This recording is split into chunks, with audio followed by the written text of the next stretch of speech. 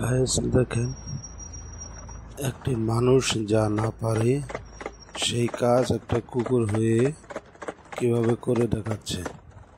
কত সুন্দরভাবে সিঁড়ি দিয়ে সে এভাবে নেমে যাচ্ছে। দেখেন কত সুন্দরভাবে যাচ্ছে, কোনো জায়গায় কোনো মিস হচ্ছে না। এভাবে সুন্দরভাবে সে সিঁড়ি দিয়ে নেমে গেল।